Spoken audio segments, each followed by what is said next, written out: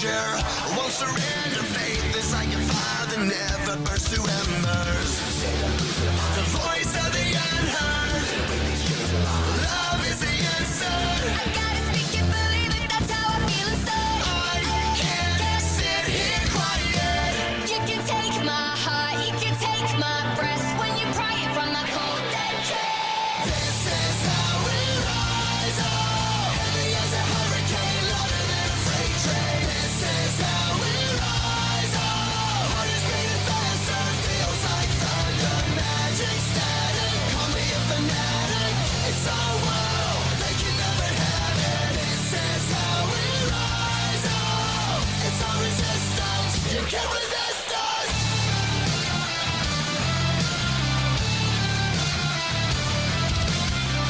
Can you hear me?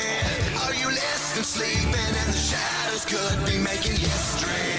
Through the fire, on the water, used to be a slave, but now you are a conqueror. They can take my heart, they can take my breath when they're crying from the cold dead chest. This is how we rise up. Heavy as a hurricane, louder than a freight train. This is how we rise up. Heart is beating faster, feels like thunder. Magic static, call me a fanatic. It's our world, they can never have it. This is how we rise up. It's our resistance, you can't resist us.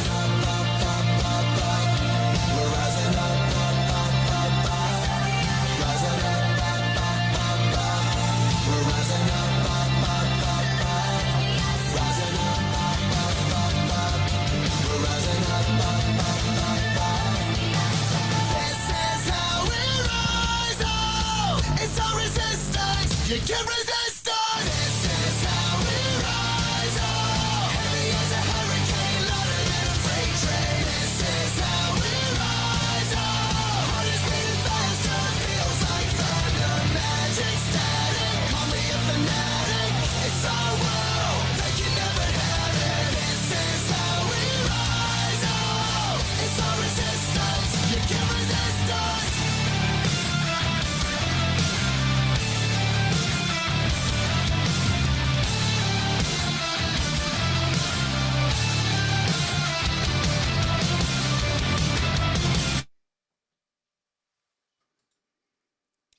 Welcome to another episode of Straight Talk with Joe Vollano. I thank everyone for being here tonight. Today we have a very special guest. Deputy Mayor Michael Cardona is with us today, and he is the chairman of the Use of Force Committee, which has put out the survey and is also put in control of making recommendations for the Citizens Review Board. So it's obviously been a hot topic. We've talked about it on Thursday. We're going to continue that discussion tonight. Like I said, we are very happy to have him here. As always, I'm Joe Vollano, in case if you're new to the program. I am your host and your guiding light through all this. And I will do my best to get the answers to your questions. Again, if you want to submit a question, you can go to email, straighttalkjv at gmail.com, or there'll be no phone calls until after 7:30. So I'll leave the number off for now. But without further ado, Mr. Deputy Mayor Cardona, thank you for joining us, sir.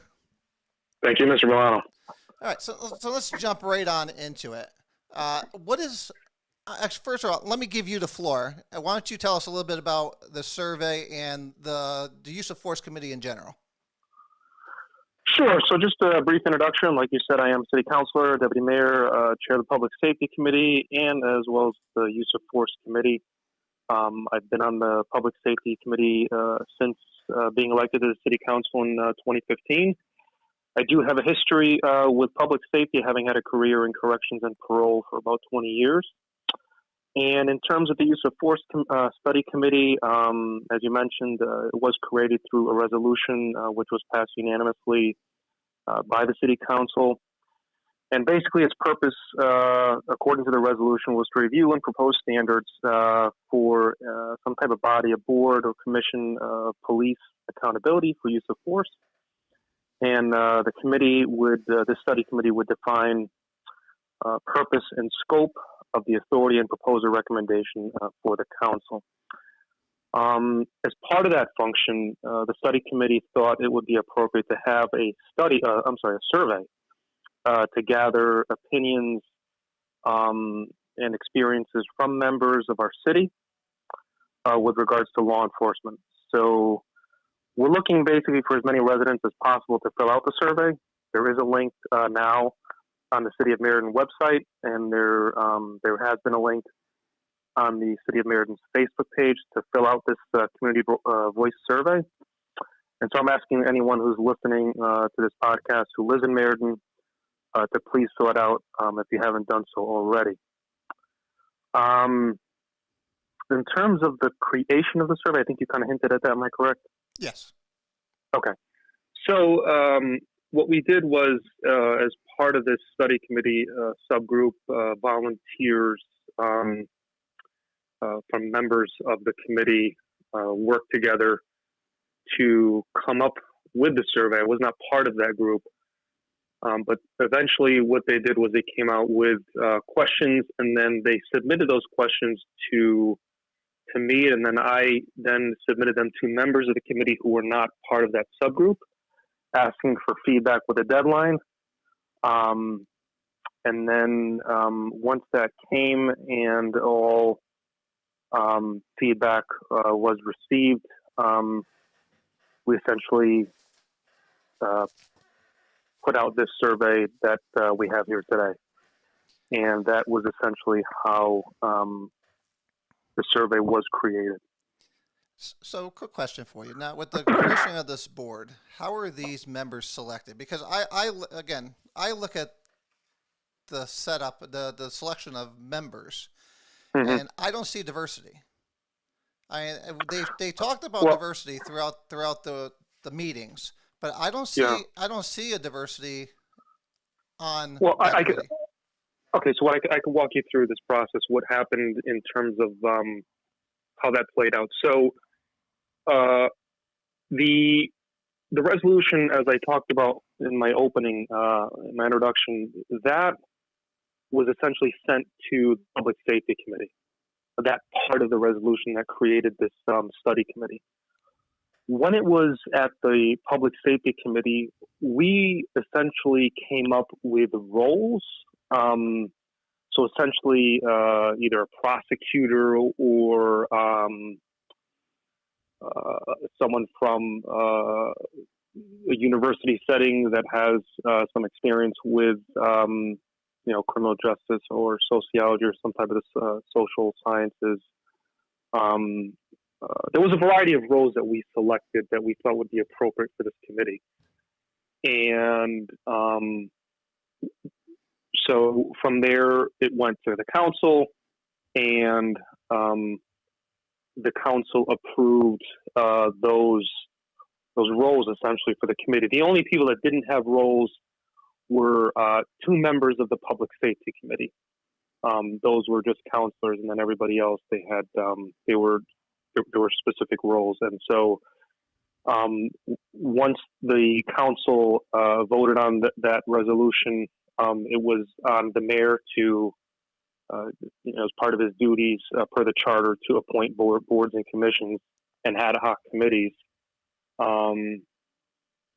It was at the mayor's discretion to, with the caveat of fulfilling those specific roles, right, that the council outlined. And that was it. That was that was the process. I did receive a statement from the mayor, because I did ask about this diversity, because there's not a single Republican on that committee. For them to tell me that there's no way of getting a conservative or a Republican that might have a different view, because I've done my research on every member, and they're strong leftists, and that concerns me, because I think what you're trying to get out of this committee is some kind of consensus or at least some kind of unity, and I don't see that happening. But here's what the mayor responded back to me when I asked for more clarification. He said they provided me a list of qualifications like you just spoke about, for a private nonprofit organizing member, volunteer with experience in racial justice, college professor, practicing in sociology, criminology, and so forth. But then it said a local business owner, which there are none on there, which I would have been more than happy to be on since I am a business owner in the city of Meriden. And he said, and this is the part that I'm struggling with. It was a specific list that I struggled to fill in a short period of time. For something that's so important, that's going to mean so much to the city, why is this being rushed? Well, I definitely wouldn't say it's being rushed. I mean, we are talking about a period right now of from when that resolution was initially sent out of the Public Safety Committee was last July. So, this July, we're talking about a year now. If it goes on that long. So I definitely, I would consider rushed within a few months, but this process has been going on for quite some time. So I wouldn't say it's rushed. And I also would kind of challenge the notion that it's filled with leftists because I think. Do I need to go through each one? I guess I wouldn't. I guess I don't know what you would consider leftist. I guess maybe that's where the contention may be. Totally anti-police, every one of them. Yeah, I guess I wouldn't agree with that assessment there. And I know we only have a half hour, so I won't go through each one. I'll go through with the residents when we're done. But and then one of them, they both live together. Well, I guess, let me go ahead and speak to that notion of anti-police because I think it is a meme that I continue to hear in regards to this topic. So, and also that it's a leftist agenda. So I'd like to kind of retire those two memes because I do kind of hear that getting talked about kind of, it seems to get brought up a lot. So, and specifically to the leftist agendas, to that I'd like to say that there are numerous municipalities in the state of Connecticut that have been and are currently being run by Republicans. And, these municipalities have established police commissions that have had them for quite some time. And just so I can make a distinction, because between police commissions and civilian review boards, police commissions are defined by state statute, and they have significantly more power in terms of their oversight, as well as have general management and supervision of a police department. They make policies, prescribe penalties for any violations, and they also create, regulations and policies, and they can suspend or remove from office any officer or member of such police department. And to me, that is, significant civilian authority. And these numerous municipalities around the state that are currently being run by Republicans and have been, if this was a leftist agenda to have civilians have oversight of police departments, I would imagine as soon as these Republicans took power, however many years ago, they would have abolished this whole concept of police commissions, because if it is truly leftist agenda, they would not have a part of it. So I think to think that this concept of civilian oversight over police departments is leftist, I don't think that aligns with historically with, like, for lack of a better term, reality, right? Well, let me just finish in terms of the anti-police meme, because I hear that as well, and I think this is a false dichotomy. And I'd like to make that point a bit more clear.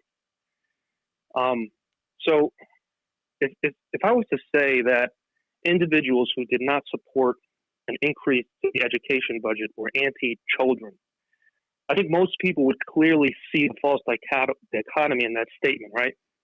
We can argue as to the merits of the funding for education, but to simply label someone as anti-children because they're not supporting, increased funding for education just wouldn't be a good assessment. I think any conservative would be able to see through that right away. It's just a bad assessment, right? But they do and that. I think in the same fashion. But they do that every 2 years. Every time I bring up the education budget, I'm always called anti-education, and I'm against the kids. Right, and you see through that. Right? But do you think people are going to see through this? No, but what I'm saying is that to say that if you're in favor of a civilian review board, you're anti-police, I think it sticks out in terms of being a false narrative or a false dichotomy, just as much as if you're not in favor of increasing education, because you may have other reasons, like you state, right? You may have other reasons as to why you're not in favor of increasing funding to education. So to say that someone's anti-police because they're in favor of civilian oversight of a police department is just, I just think that needs to be retired. I don't think that's fair. I don't think it's accurate.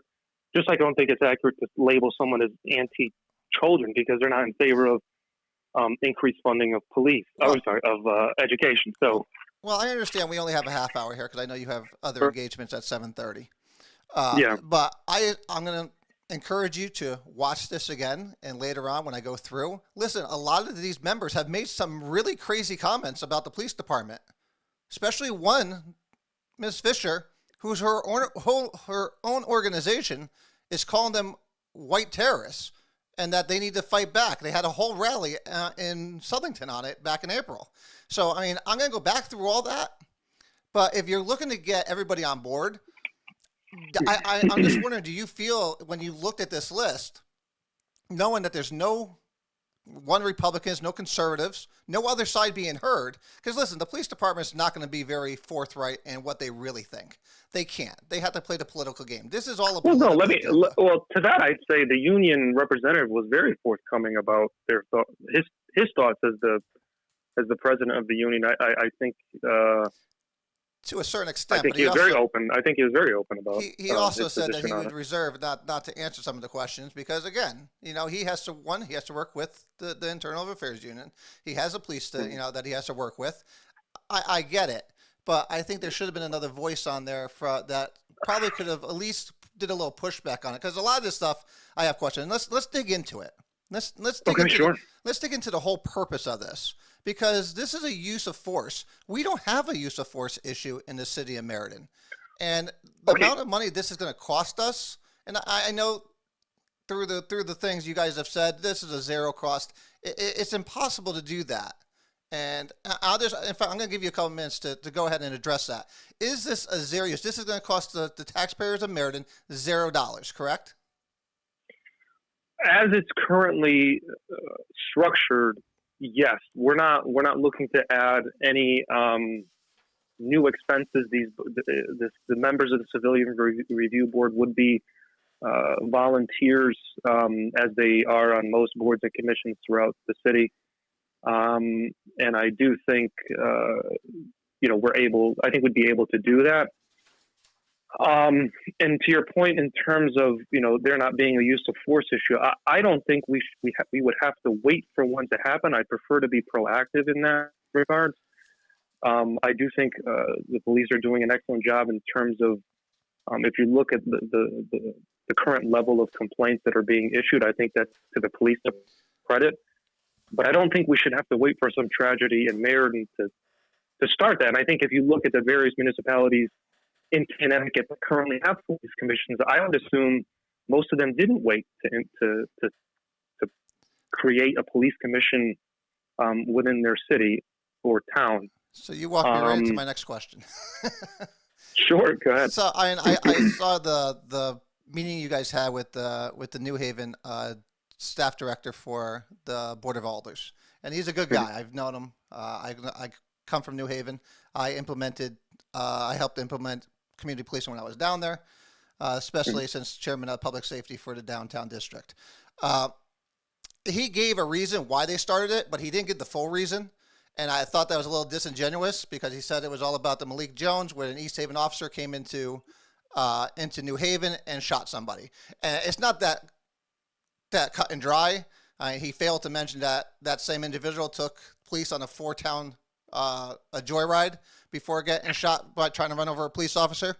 But again, so then I look at the politics of it, because most people would never know. But again, I just happen to be privileged that I come from East Haven. I've been there through that whole situation. And the head of their Civilian Review Board happens to be Emma Jones, his mother, who has been totally anti-police ever since the incident happened. So you're trying to get everybody on board, but you're going with, and it looks like you guys are going towards that model. which again is going Which to cost model? the review model, which is what New Haven has. Right. I don't think we're going to adopt. I mean, at least from my perspective, I don't think we're going to need to adopt everything that they've adopted with specific costs associated with it. I think we can curtail it to what I think is appropriate for Meriden at this time. So I wouldn't necessarily say that whatever New Haven has, we're looking to adopt 100%. Let me ask you this, Mr. Cardona. What would be the difference between a civilian review board doing this and our public safety committee, which is more than capable of doing this? Well, I think the difference is that the public safety committee doesn't really delve into the details of these types of issues, like complaints that are issued to the police department. And I think it would be more appropriate for a separate body to do that. What the public safety, I think, is appropriate to do is to look at the big picture stuff, the trends of information, to look at that. I think that's appropriate for a public safety committee to do. I think. I mean, more big picture stuff, not really into details of specific issues like that. But again, with the setup that we have now, with the city charter and with collective bargaining, the CRB has no teeth, and that's the problem that you hear. That's the problem you hear around the state, is that they have no teeth because they can only make recommendations, which could be ignored by the police chief or the public safety committee. So why just cut the middleman out and just say, hey, public safety? And I'm looking at the numbers for the number of complaints in the entire year last year was only 27, with only 2 use of forces. So we're going to put together a whole board for 2 incidences, which, again, then we have to talk about training for this board because they're going to have absolutely no idea what the policies are, and the training recommendations that came down that were being suggested was, one, I don't think is even close to enough to get it even to scratch the surface of what police do. Is multiple days of 12 to 24 hours of a civilian mini academy. Do you think that's enough? As to the amount of training, I would leave that to some type of administrative recommendation, either by the police chief or by someone in the police administration. That's not my expertise in terms of what an appropriate amount should be. That costs money. Well, I mean, I do think some of these, I'd have to check into that. I'm not sure if it's going to cost money if it's done by a salaried employee. So we're going to take them off the streets? Well, I don't know if administrations are on the street. Like I'm not sure. I'd have to look into the process of that. I can't commit to how that's going to play out, but I think there are ways to make that happen. And the police chief has already made it clear that he thinks that the Public Safety Committee is more than capable of doing this. And again, you guys have the teeth behind it. You guys can make changes. So, I mean, for the few cases as we have, we are spending an awful lot of time on something that's not even an issue in the city of Meriden. And I understand. But again, I don't want to wait until it becomes an issue. That's my. I think it's where we're kind of differing here. I don't think it should wait until it boils over until some huge incident happens, or what would be an instance where this would be? And we've had shootings, we've had police, and that's all. And that's not dealt by the civilian review board. If there's a gun fired by a police officer, that's done by the state. So what would be an instance that we need to have this? Well, complaints, right? Complaints are what kind of drives these civilian review boards. Complaints by civilians. But they're down. And they've been down. And well, specifically, the only ones we've kind of looked at were use of force. No, based on all internal. He gave the number for all internal affairs complaints. He did, but we didn't really look at the trends of other topics, other. But okay, I guess let me narrow down my question then. In 2018, we only had 48 internal complaints. I mean, that's 0.0.18. I mean, that's nothing. I mean, we look at 2019. You know, we're only looking at 0.004. I mean, is this what we're really wasting time on that when we have Yeah, shootings in the again, streets? Mr. Vollano, I wouldn't consider that a waste of time in terms of being proactive with regards to setting up a civilian review board. And look, I would imagine all these other municipalities, let me just see here, such as Berlin, Fairfield, Old Saybrook, Simsbury. I would imagine these places that have police commissions, they did not have these incidents in order to create this police commission. I think that they thought civilian oversight of a police department was just a good idea, not requiring some, radical incident to happen in their town to justify the creation of a police commission. I think that is where I'm at in terms of creating this oversight body. I don't think we need the justification of, either corruption or a huge incident that rallies the public. I just think it's good government, right? And what has brought this all of a sudden? Listen, you've been chairman of the Public Safety Committee for years. You had LaRue Graham, who's been public safety for years, who really blew my mind with his statements during the last resolution, which, but why all of a sudden now? Why? Listen, trends are all down. Why are we all of a sudden now focused so hard on the police department?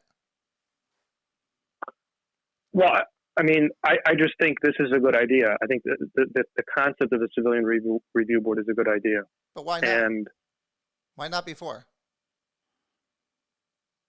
Well, I think there were talks of this before, but I think now's a better time than ever. I mean, why not? Why not? But again, I don't have a good reason why we shouldn't. I think it's.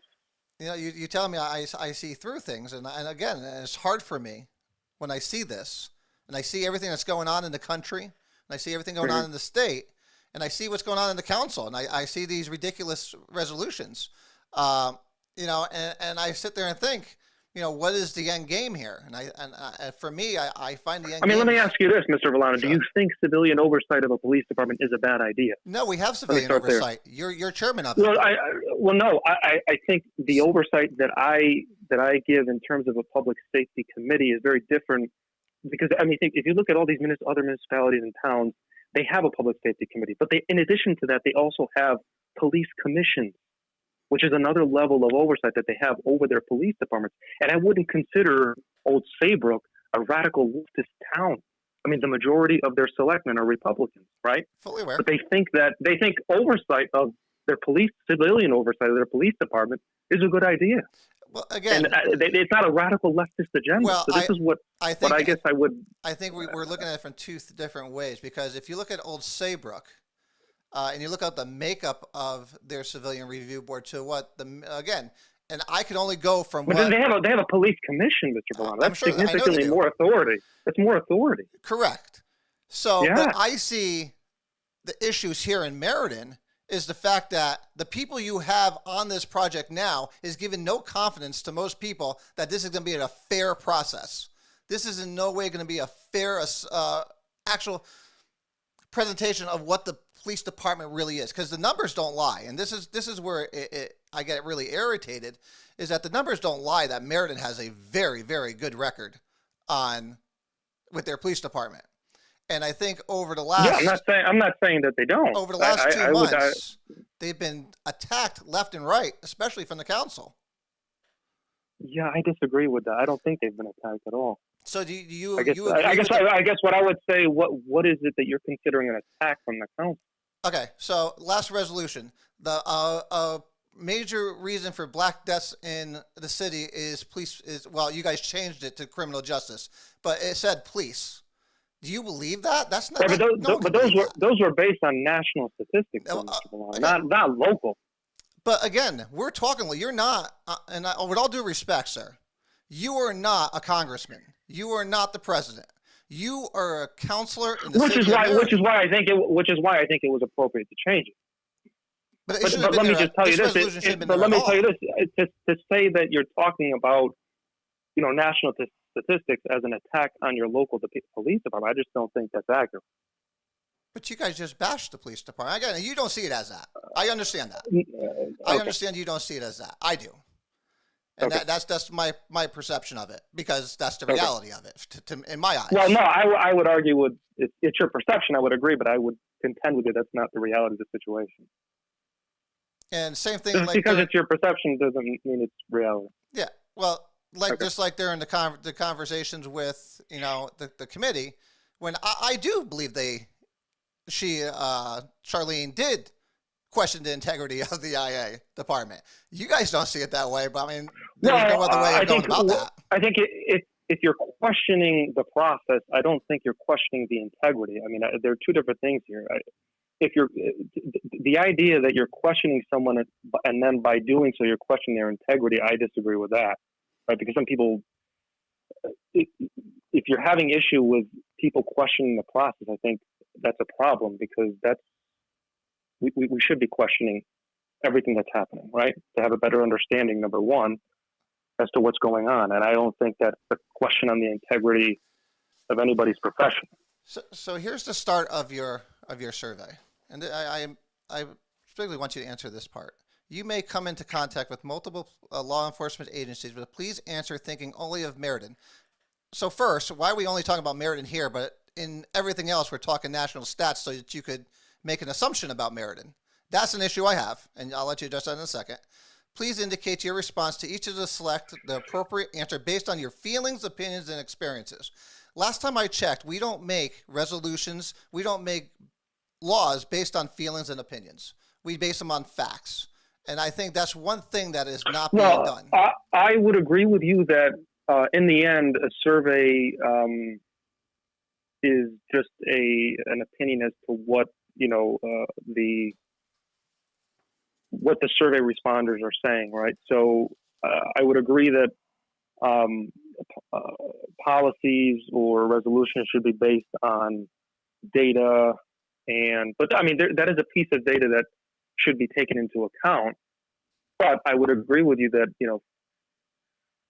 research and data should be what's driving what we do, and we believe to be good government. We have 10 years of it right here. We have 10 years of data right here that I'm holding in my hand. I don't know if you're on video or not. You're just on phone, but I have the data here that shows that we don't have a problem. When you have a 0.00. Well, no, and again, I think the contention here is the justification for what we're doing. And again, I point to those other municipalities that have instilled police commissions in their towns. I don't think they had what it is that you're thinking is required of us to justify a civilian review board. They didn't have it to create their police commission. And I don't think we need it either. But I do think that what we do ultimately should be tailored to our city and not, any other city I totally in the state. agree It should with be you unique. there. Okay. I totally agree with you. It should be tailored to our city, which doesn't have a problem. And didn't have a problem with race back when you guys passed that last resolution. I mean, there's so many things that, you guys want to say is specific to Meriden, but then you're doing things nationally from national, reasons, and it doesn't make any sense to me. I mean, I know we said we were going to change, I read an article in the paper where it said that, the new majority leader is trying to change the perception of Meriden, but what is all this doing to change that perception, other than saying to business owners and to people that are looking to move in or anything, is saying, hey, Meriden has a race problem. Meriden has a police brutality problem. I mean, that's all that perception. That's the only perception that is now being put out there with all these. Well, I don't think I would contend that anyone saying that Meriden has a police brutality problem. The leading cause of black deaths is the police, and you guys changed it to criminal justice. I'm calling it the police because that's what you guys originally wrote, and that's what you guys really meant. So that's where I'm going to. Well, but those were based on national stats, and I think the reason why that was changed is because it wasn't local. But yeah, it didn't apply locally. I guess that's the issue I have. But it wasn't. I guess to your point, it wasn't false nationally. Nationally, it was not false. The leading but death specifically of to Meriden, it wasn't appropriate. I think the data. I think it was a young Black Americans. I It think don't is matter what the what. research I don't said. think it matters what age group it is. That is an absolutely unfactual and no statistic to prove that, and that's been proven many a times. But again, and that's where I've seen research to support that, so I'm going to have to challenge you on that. well, I would love for you to send those to me, please, and I'll make sure I will do I that. put them on Sure, there. I will do that. But will do that. to sit there and say you want to talk national politics for certain things and just keep local things for others, I think is disingenuous, and that's just my opinion. That if we're going to be true and honest, as saying that Meriden, we're going to look at Meriden.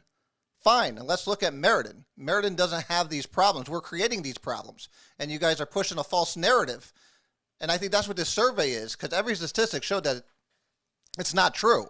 But yet we're going to try to create something with this survey, with some of the questions that are around here. And I know it's 7:30, so I mean, whenever you have to go, I thank you. Yeah.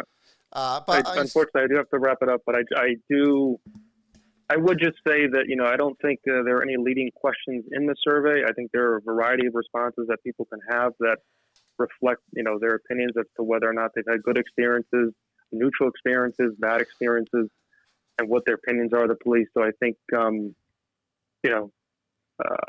know what a leading question looks like, and I would say that there aren't, leading questions on there or leading responses. People are able to express their opinions, whether positive, neutral, or negative in regards to I'll leave it police. at this. You just told me that my perception isn't the reality, and I'm going to tell you that everybody that fills this out, their perception isn't the reality.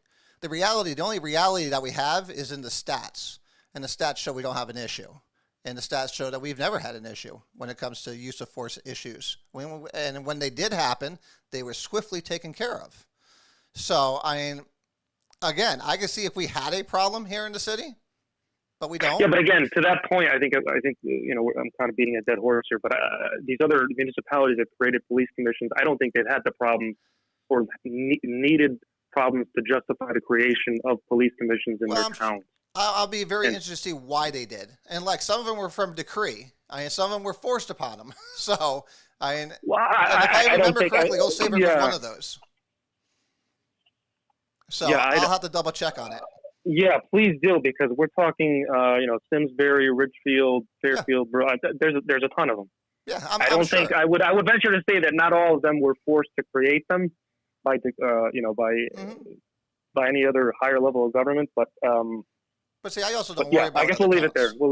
I don't even worry about other towns. I worry about Meriden. No, but I think the bigger point here, Mr. Brown, is that I don't think there's a need in government to have some type of tragedy in order to do what we're looking to do here. It's just my point with that. You're right, and that takes me back to my original question: what is a tragedy that you would consider that? I mean, because that's the whole point.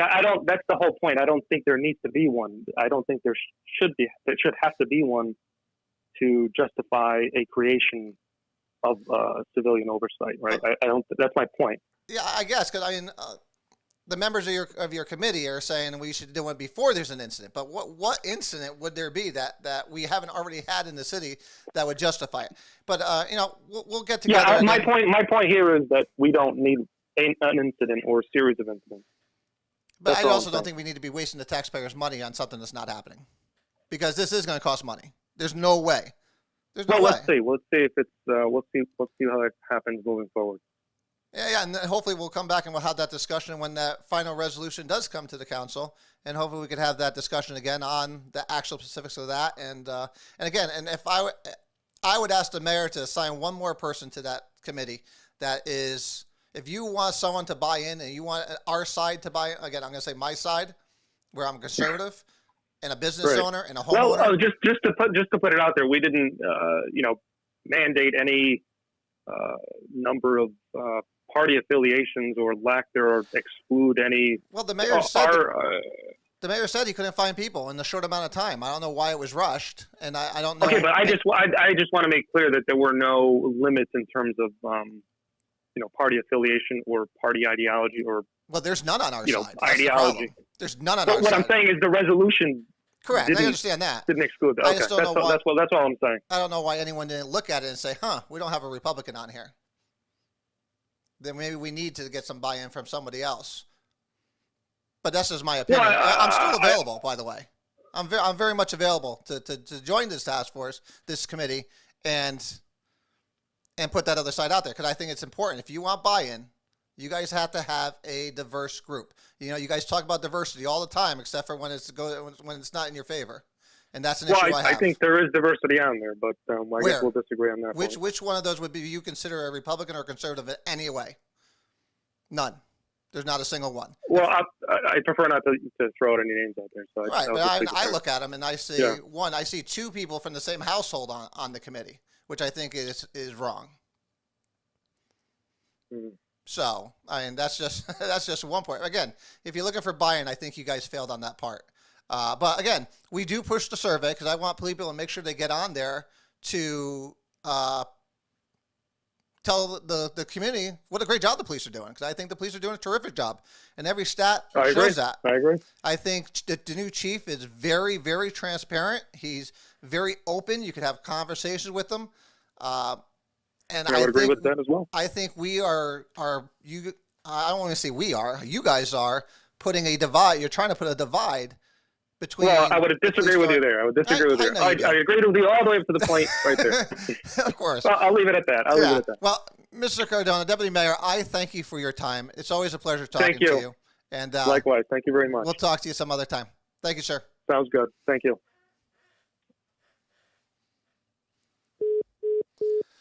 There you have it, ladies and gentlemen. All right. Down to the main business. You guys want to call in? You guys want to react? 203-679-9610 or email us straighttalkjv@gmail.com. We will answer some of those questions, and we're going to dig into this because there's some things that that he was speaking about that, again, it's not reality that this isn't going to cost the city any money. And hold on a second. And again, we went through these questions, and I watched every single meeting they had over the last 4 days. I watched every single meeting. I went through every single presentation they had, and I did my homework on each and every one of these members of the committee. And some of it is horrifying. So, but hold on one second. We have another caller, and this is the great minority leader from the city of Meriden, Mr. Dan Brunet. Welcome, sir. To accept, press 1. To send a voicemail, press 2. Mr. Brunet, councilman, minority leader. Hey. How are you, sir? How are you tonight? I am doing extremely well. How about you? Yes. How are you doing? I heard you just had spoken to the deputy mayor for a while. Yes, sir. So what do you think about their whole concept of a civilian review board? Well, I mean, obviously there's pros and cons to it at this point. It's something that's kind of swept the nation over national events, not necessarily what's specifically to Meriden, per se.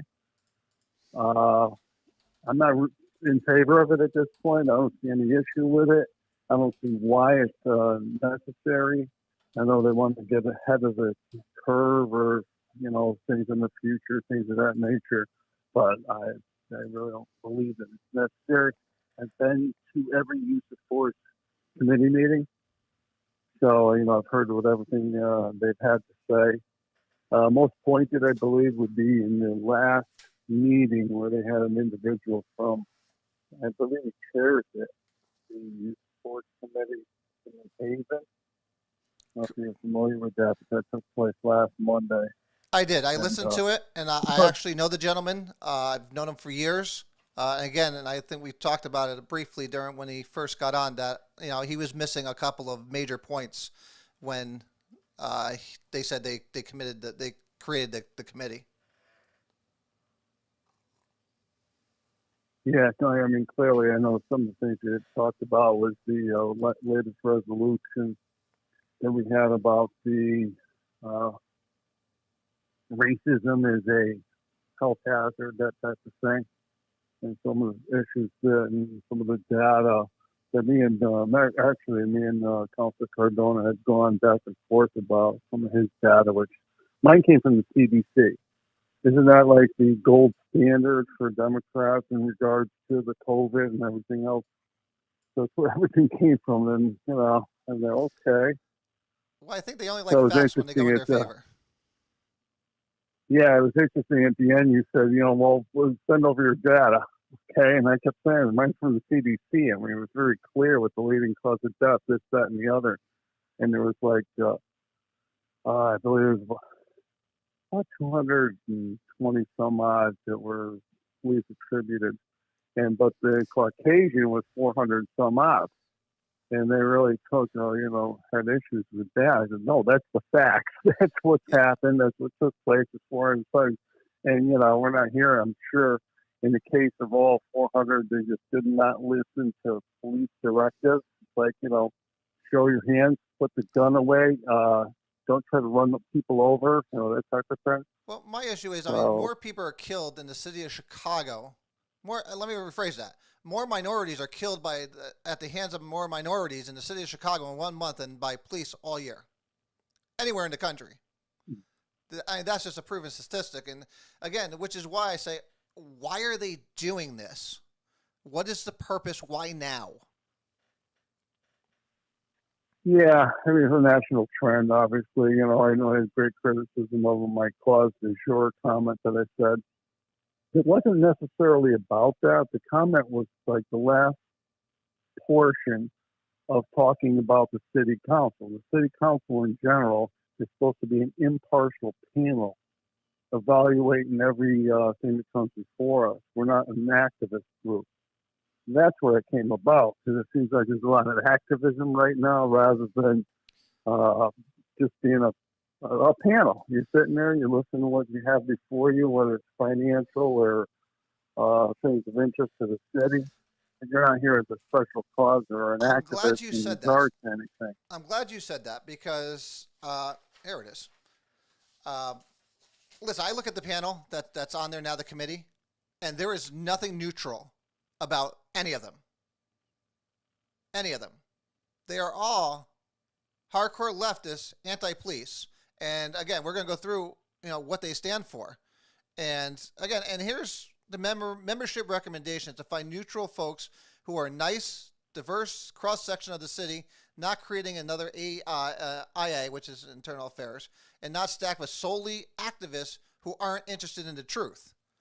And that's the problem I have here, is that we have the truth, and it's not being listened to. Instead, they do a survey to manufacture one. A false truth. Yeah, with any data, I mean, you can skew it, you can manipulate it, you can put in any positive spin that you want in any different nature of it. But I think that's what takes place. I think these internal affairs, these are all documented. They all have to be. And I think, again, I'm not going to sit there and question the integrity of Captain Manone and police chief to say that they're manipulating these. They are what they are. Again, ever since we've instituted body cameras, even before that, there was only one the year before we instituted body cameras. The number of complaints have gone down because, again, video doesn't lie.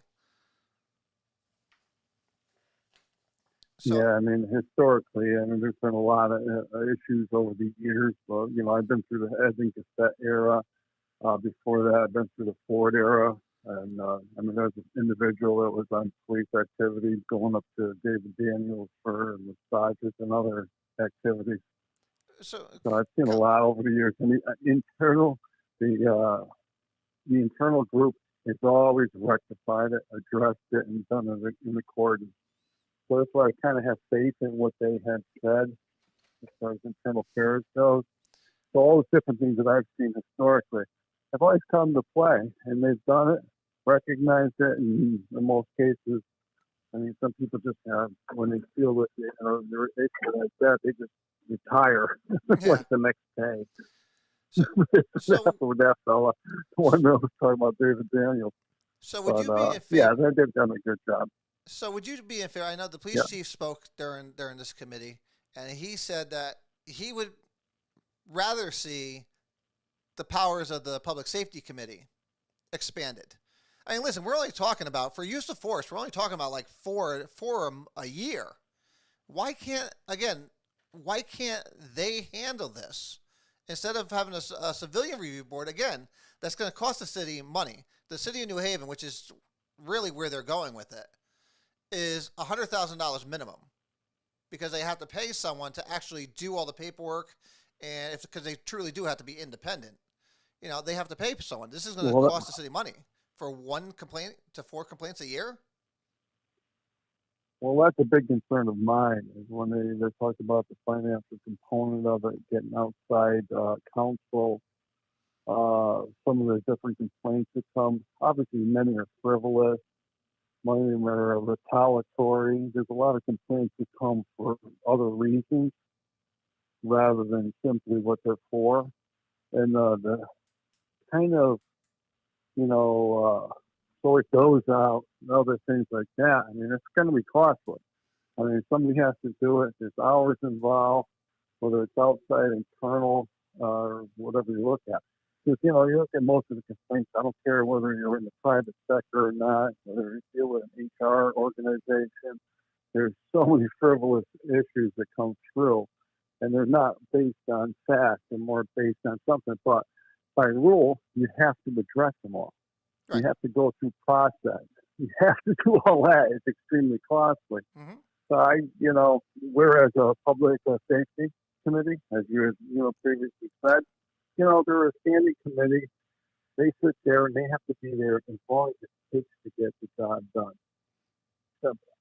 And that's why I think a lot of things should lie. I mean, we have something new called, like, say, the personnel committee. Something new. I mean, there's another committee that, addresses certain things that weren't addressed earlier. Not really in favor of the committee in general myself, but I just want to make one quick correction, and because I see Councilman Williams is on, and Mr. Williams, yes, so Mr. Williams is on the committee, and I stand corrected. I said the whole committee. I was speaking about the members, not the council people. Mr. Williams, I know you're pro-police. You've been pro-police the whole way. So, yes, please don't. I was not lumping you in with the committee appointees. So I was not. So just so everyone knows, I just clarified the record there. Mr. Brunet. So another issue I have is with the Police Accountability Act that was put before, that was now into law. It creates a state office that looks at use of force complaints. So again, why would the city have to do one when the state now has a new organization that is going to be looking at use of force complaints? Well, that's a great argument because, I mean, here we are as taxpayers paying how much that's going to cost. I'm sure it's in well in the hundreds of thousands of dollars. That's what they're there for. And they'll have a full-time job addressing all those issues. It's a great point. I mean, here we are paying our tax dollars in regards to that, yet here on the local level, and a lot of it, hate to say it, an old phrase, but feel-good politics. Everybody feels they have to be doing something. We've seen, from a national standpoint, how it's trickled down to a state, local level, and there's a lot of irrelevant activities taking place, and it may be one of them. I mean, that's why I say there's pros and cons to it. There's something, being proactive, this and that. But are we going to be proactive, spend X amount of money for something that may or may not happen in the future? And even if it does happen in the future, really, how is this committee going to do anything the state can't do? Going back to your point one. Right. It's just mind-boggling. I mean, they can't do anything. And even, like I said, we've had incidents in the city where police have taken lives of another person, of a citizen. And again, the police review board, the local review board won't do that. The state attorney's office takes care of it. So if there was any issues, and the state police are the ones that investigate it. So I just don't see the purpose of it. Major. But those are going to be major issues. Yeah. On a local level, like I was saying about the frivolity of it, about how, things may be retaliatory in nature, frivolous. There's a lot of different things that go on. People that are, setting up for different things in the future. That's what I've always seen because, on a daily basis, the city gets a lot of frivolous lawsuits that are, just like, it's crazy how many And that's a take fear place. that those are gonna skyrocket once these things are Oh, yeah. implemented. So it's going to cost the taxpayer Yeah, even because more money on settlements. sometimes, the way it's going right now is it an enablers more so than helpers of law enforcement than enabling people. And maybe, one of the reasons, possibly a reason for the spike of crime. Well, when you're enabled, you feel that, well, this, that, and the other can make a complaint here, there, and then the other place. It's just, human nature that takes place. The only And thing, that's, we have to the only thing I'll circumvent. disagree with is I don't think they think this is feel good politics. They're serious about it, and this is what's scary about it. And this is what's scary to me, is that they really believe this. These again, and I just look at the members that are on the ones that are appointed from the mayor. They believe this. And like I said, I was on the Ms. Fisher's page on Facebook and her organization, and it was disturbing that this is how they think, and this is the kind of people that the mayor brought in to sit there and make recommendations about our police department. That clearly has a bias. She clearly has a bias. They all do. Well, and that's one very thing I disturbing. would say is everybody has their own special interests. No matter who it is, whether you're from a city council or otherwise. I take special interest guys, I'm in favor of, the YMCA for that. Some are much more passionate on bigger issues.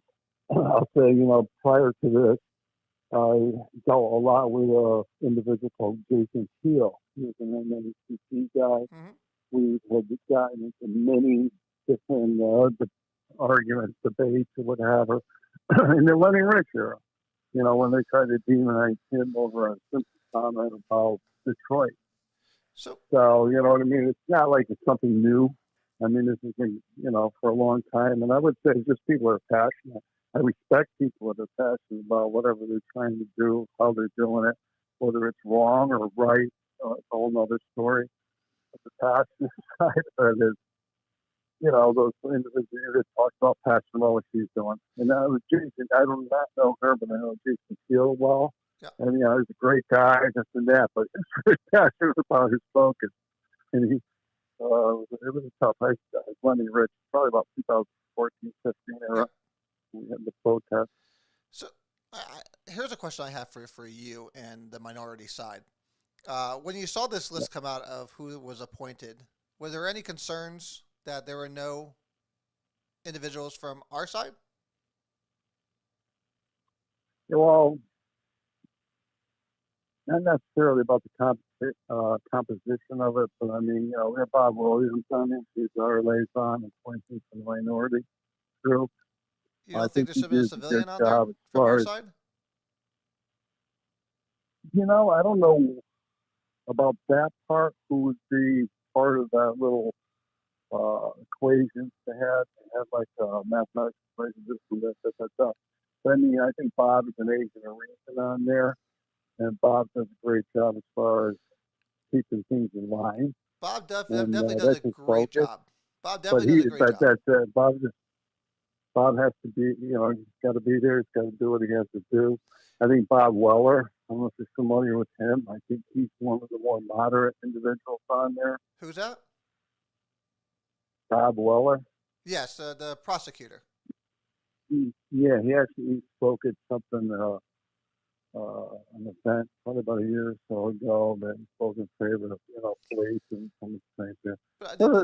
Bob, I think he's in the middle there too. I guess my next question would be for you. I guess my next question would be for you and for the RTC chairman if he's on. Did the mayor ever reach out to either of you about possible candidates for this committee to be put on? Because again, they're looking for a diverse group, but yeah, I see nothing of diversity on there. Did the mayor reach out to anybody? In regards to myself, no. It was only who's going to be a liaison for the minority party, the minority group. And Mr. Chairman, if you're online, please respond to that in the chat. No, he did not. Okay. So then the mayor never reached out to anybody either. So again, they're trying to get buy-in on something that they're not letting us be part of. which again is typically what the Democrats do in this city, is that they want to have a conversation, but they want to have a one-way conversation. They don't want anybody coming back at them with facts, because facts don't matter to them, and that's the problem I'm having. But I mean, I just think this is going to cost us a lot of money for something that we deal with. Yeah, I mean, Go ahead. once you get to the financial component of it, obviously, clearly against anything. I know some of the counselors that were talking about setting up, ad hoc council or something of that nature. I forgot something in the charter. They're going to be something like that. Yeah, especially when it comes to some. I always focus back on frivolous because maybe I've seen so much of that. But I mean, if you have a blatant shooting, this, that, and the other, and things are clearly common sense driven, that yes, this is an issue. Yeah, we're going to have a problem. But most cases are not that way. And historical data. I mean, everything bases on historical data. History says we do not have a problem. And some of the percentages that are out there right now, it's like, no. Even if you look at New Haven, if you look at that one portion of what he had reported, of how many that went to his board last year, that's the number. But how many, when he broke it down, like this, that, the other, and they used to force on like maybe 200 wound up being like 18. Like, okay. I think that was the most pointed thing that he had said. It's really indicative of, they're there, but what are they there for? That type of thing. And New Haven is a different dynamic. And we're a city. Realize we're only 60,000 people. Correct. I mean, it's not a big city. It is not. And it's right in this hump. We're the 8th biggest in the state, but if you look at the 8th to the 20th, from 60,000, how many cities are 54, 55, 56,000? It's not, a big issue. The demographics may be a little different in some communities, but overall, it's hard to say. Thinking about sending any additional funding, time, effort towards anything of this nature. So let me ask you this. Did you take the survey? Yeah. Yeah? I took it. I took the survey when it first came out. I'm still waiting on my callback because I did leave my... I think there was a lot of confusion. About the last part there that asked you to put your email address in there. Yes, they said... And I don't think people were comfortable with that. This is an issue I had, and this came out... In fact, I'll give the mayor credit because the mayor said it also. Charlene was going to be the only one to see the raw data. She's on the board, which I thought was an issue. I don't think one person only should be looking at the data, the raw data, and then taking things out, because I think that's when red flags get created. But again, I mean, I don't trust, honestly, and I'll be completely honest, I don't trust any of them that are on the board. So other than Mr. Williams, and he won't be seeing the raw data. So, and I hope he is. I hope Mr. Williams does insist on seeing the raw data and make sure nothing's manipulated, because, like you said, anything can be manipulated. And I think this survey here is just trying to create a false narrative that doesn't exist. Yeah, I found it interesting the way the line of questioning was, but there's a lot of these, they call them push polls in politics sometimes. Yep. That's why it was almost borderline. Well, it's interesting times in this city, sir. And I tell you, I get very worried. We've had the conversation about the last one, and hopefully we're going to have enough people to sit there and fight back against this, because it's getting out of hand. And I think this is only step 2 of step 4. Because I believe there's 4 steps to this process of what the Democrats on the council are looking to do. And I'm going to be laying that out over the next couple of weeks because, again, I feel I know them pretty well. And if they're following the New Haven model, then it's going to be scary. And it's going to cost the taxpayers a lot of money. To have training for these individuals, the training you need is really going to be a high price tag. And we're looking at probably right around the $300,000 to $400,000 mark if they're going to look at the New Haven model. So... that's going to be a discussion to have later on in the future. But Mr. Councilman Brunet, Minority Leader, I always thank you for joining us and giving us your opinion and your perspective on it. So I thank you, sir. Thank you, George. You're doing a great job. Be glad to talk anytime. Sounds good. Thank you, sir. You have a great night. So there you go. We had the deputy mayor. We had the minority leader for the city council. Again, you're going to get two different perceptions of it. I think, again, I go by facts. I'm a fact guy. I mean, statistics don't lie. So, I mean, like I said, 2018, we had 8 use of force cases with absolutely none of them being proven to be true. And that was 0.018% of all calls. They took 45,000 calls. Just think about that. Let's go from last year, because I think that's the best one. Because it's just last year, it's the most recent. We had 2 use of force. Both of them were withdrawn. So we had 2 use of force cases. Both of them were withdrawn, and they had 48,200 calls for service. That's a 0.004%. 48,200 calls for service the great men and women of the Meriden Police Department are going out on. And they have a 0.004% excessive use of force complaint, which again in 2020 they were both withdrawn from the accuser, which means we had 0. I mean, what are we doing here? If we're not pushing a political agenda, what are we doing here? Because none of this makes any sense. It's ridiculous. So, I chose that specific song for the intro to this broadcast today because we are the resistance. This is where it's at. We are it. If we don't do it, kind of like what Ronald Reagan said, we are the last stand for freedom. We are it right here. We need to make sure we're getting out there and doing what's right and making sure we're exposing these people for what they are. We have an amazing city here, and they are trying to divide us for political gain.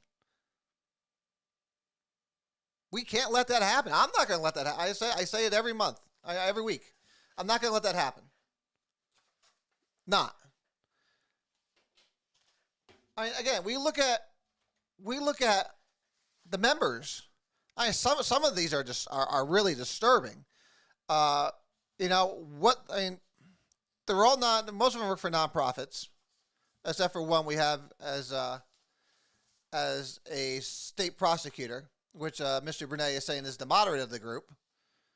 But like Charlene, we're committed to dismantling systems of oppression through nonviolent resistance and building inclusive structures guided by self-determination, dignity, and respect. What systems of oppression? It's not the police department. It's not the police department. And how 2 people from the same household got put on this committee is astounding. Astounding.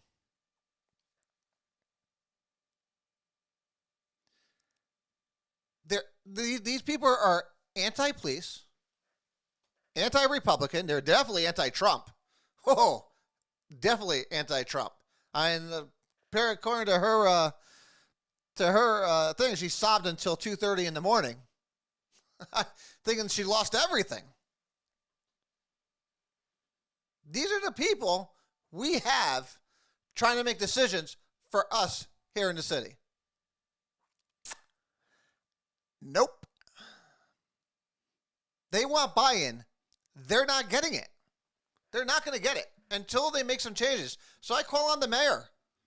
This is your opportunity. Extend that board. Expand that board. Granted, will it do anything at the end of the day? Will it do anything at the end of the day? Probably not in the outcome. But at least if you're watching it, because the only one that seems to give a voice to it is Mr. Zabrowski in his public comment. That's the only conservative voice you hear other than Mr. Williams. It's Dan Zabrowski, who I give credit is on every one of them and has some outstanding comments.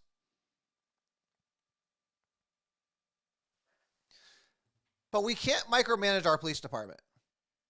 We can't. We're not. None of these people have any training or any idea on what it takes to be a police officer in this city. None. You can sit there and lecture from a classroom. You can sit there and hold crazy speeches and marches and bash Republicans and the police department. Or you could call, stop white terrorism. What the hell does that even mean? They actually had a march and a rally in April. I wish I knew about it. And that's coming from the NAACP. And they're on this committee. And you're telling me I should sit there and buy in on this? You got to be crazy. I don't buy in on this. I think Mr. Zabrowski said it perfect. If you put this to a vote to the citizens of Meriden, they would vote this thing down in a second. Vote it down in a second. If you want civilian oversight, you have it. It's the Public Safety Committee. Expand their roles. Listen, can the police do better? Yes, and I've already outlined it. The police could be proactive. The police could make changes to how they do community policing. Because all these things are saying that this is a presentation that they did. If you go on the city website, this is a presentation that Charlene did on why they need it and some interviews from other cities. And basically what it says is that there's no trust in the police department, but there's no trust in this organization. So how does that solve anything? If there's no trust on either side, then how is this thing going to move forward? They're going to force it down their throat. So when they talk about, let me pull it up, challenges and concerns, one of their challenges and their concerns is not enough resources for the CRB, which is money. They admit that the civilian oversight with the bargaining unit is hard to do, and limited access to evidence or police files because they're not going to get it. They have no training on it. CRBs don't feel empowered, which they're not.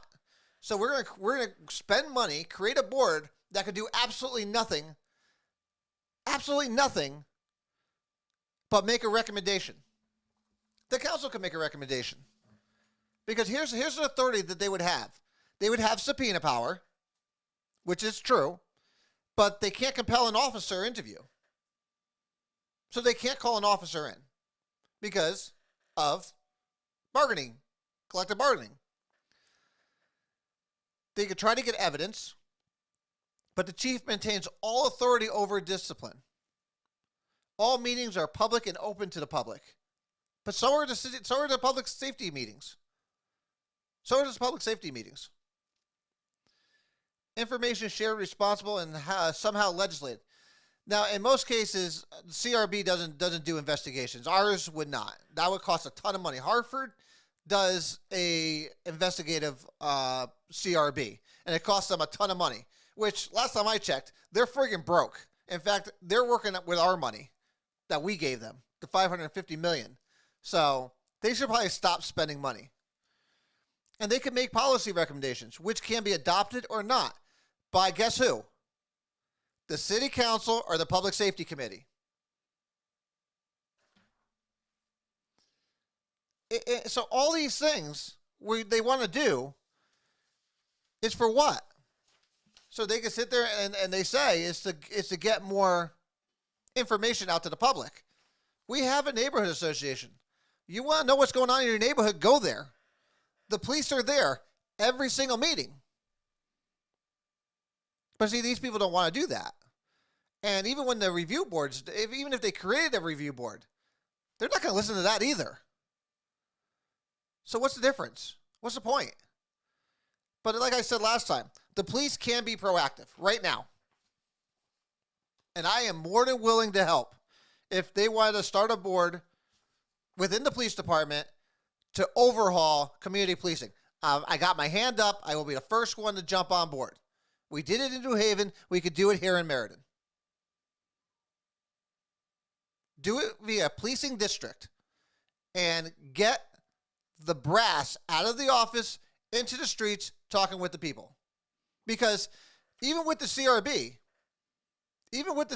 here, it requires that the police chief or one of his liaisons, which has to be his deputies or his lieutenants or captains, to be active.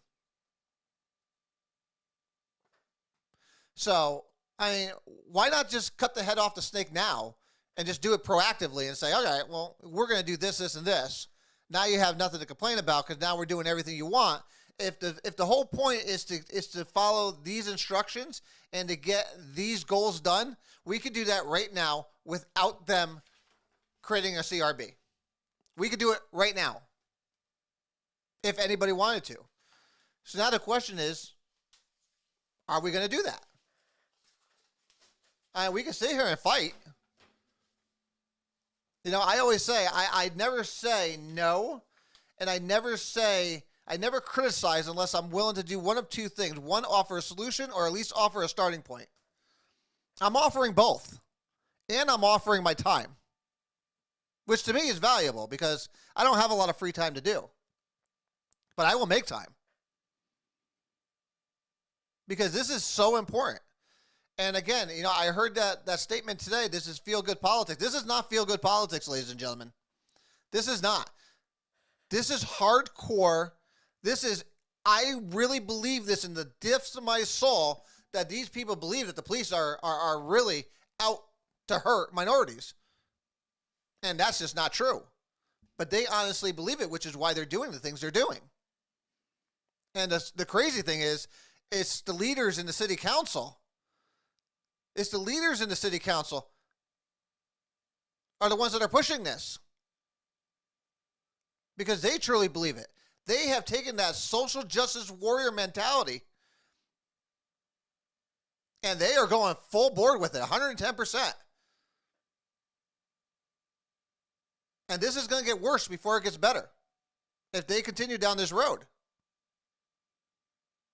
Because who's going to be there to stop them?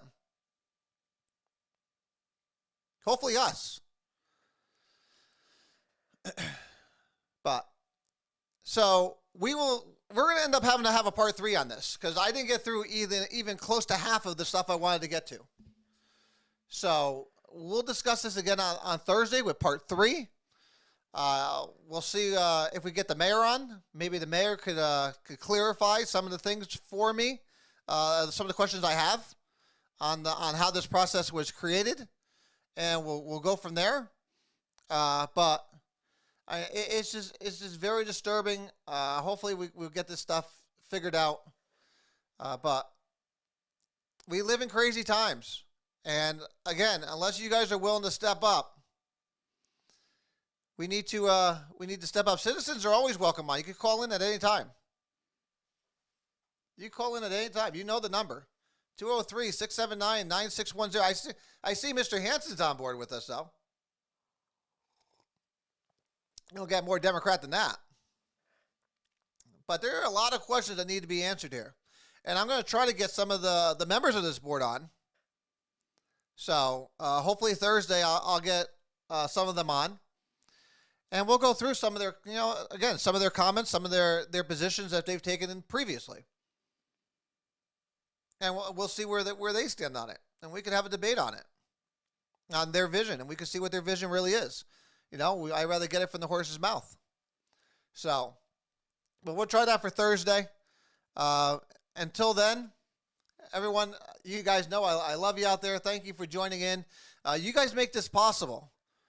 And we just need to make sure we're doing our part to get the word out there and make sure that, we're doing everything we can in our power to stop this nonsense. Because it's going to be detrimental to our police department.